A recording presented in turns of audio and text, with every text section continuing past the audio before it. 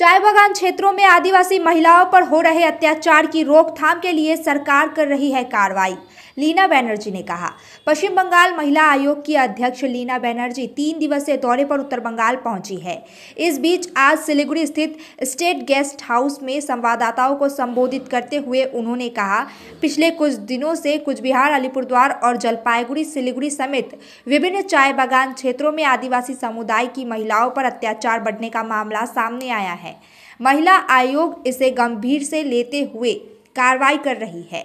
इसके साथ ही उन्होंने कहा, अदर कंट्री नाम का एक एनजीओ है जो दृष्टिबाधित बच्चों के कल्याण के लिए काम करता है। हमने महसूस किया कि वे हमारे समाज का हिस्सा है और हमें उसके साथ भी काम करना चाहिए। इसके लिए वहां मौजूद रहने की बहुत ज़रूरत है। अलीपुरद्वार के एक स्कूल में महिला आयोग और इस एनजीओ के संयुक्त तत्वाधान में 5 ब्लॉक की दृष्टिबाधित महिलाओं के लिए एक कार्यक्रम आयोजित किया गया है। कार्यक्रम में उन्हें विभिन्न तरीकों से जागरूक किया जा रहा है। साथ ही उन्होंने कहा, विभिन्न चाय बागान क्षेत्रों में आदिवासी समुदायों के बच्चों को विभिन्न समय पर यातना दी जाती है, इसीलिए इस तरह के कार्यक्रम को और अधिक विस्तारित किया जाएगा ताकि वे अधिक से अधिक जागरूक हो सके। उन्होंने कहा, चाय बागान क्षेत्र में लागू राशन व्यवस्था को और अधिक उन्नत किया जाएगा। दूसरी ओर उन्होंने कूचबिहार, अलीपुरद्वार, जलपाईगुड़ी और सिलीगुड़ी सहित विभिन्न सरकारी होम का दौरा किया। उन्होंने सरकारी होम में रहने वाली लड़कियों से पूछताछ की। পক্ষ থেকে সকলকে আমার নতুন বছরের শুভেচ্ছা।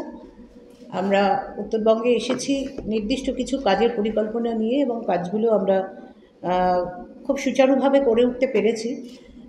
সেই কারণেই মনে হলো যে আপনাদের সঙ্গে একটা বিনিময় হওয়া দরকার।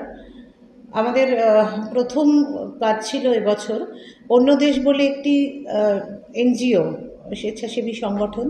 ওরা সারা বাংলা জুড়ে দৃষ্টিহীন মেয়েদের এবং ছেলেদের নিয়ে কাজ করেন। তো ওরা আমাদের কাছে প্রপোজাল দিয়েছিলেন যে আমরা আসলে অনেক রকম মেয়েদের কেটার করি বা তাদের পাশে থাকার চেষ্টা করি। দৃষ্টিহীনদের নিয়ে কাজ করার এই প্রচেষ্টা এবার প্রথম। তো সেটা আমাদের নিজেদেরও মনে হয়েছিল যে এরাও সমাজের অংশ এবং খুব বেশি করে এদের পাশে থাকা দরকার। আমাদের যাদের চোখ আছে তারা আমরা হয়তো বুঝে উঠতে পারি না দৃষ্টিহীনদের যন্ত্রণাটা কোথায়।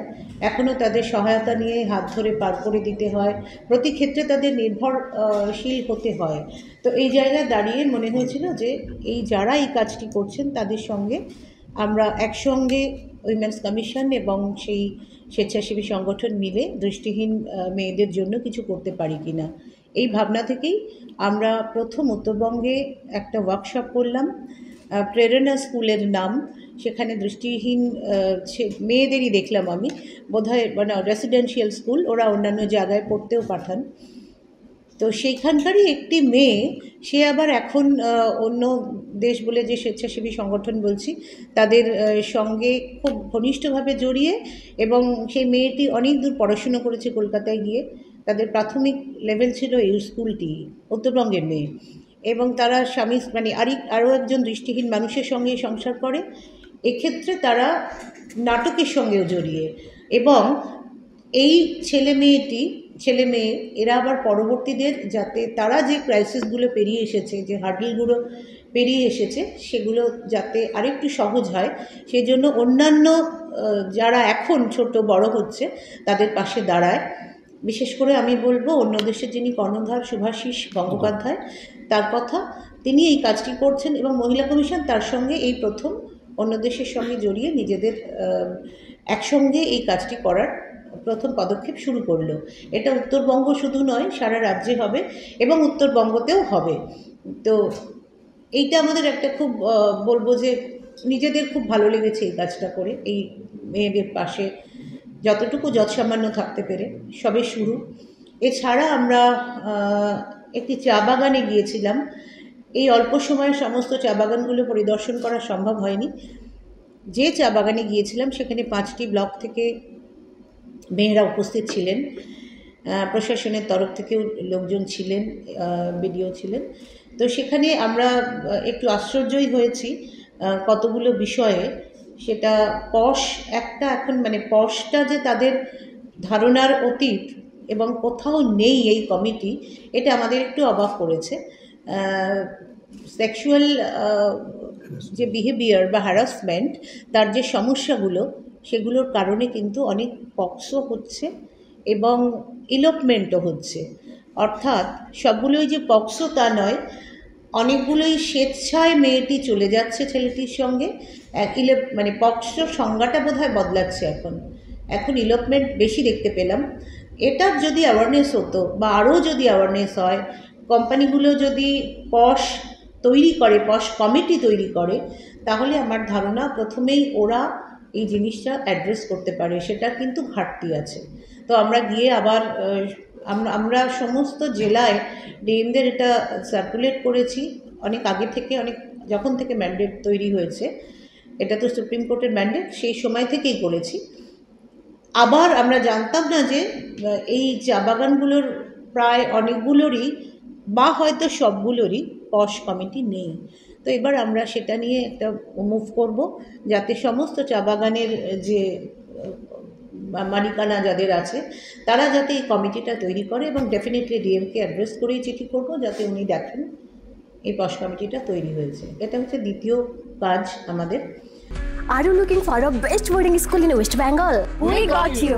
Welcome to Mayur School, Siliguri. In collaboration with Mayo College General Council, Ajmer.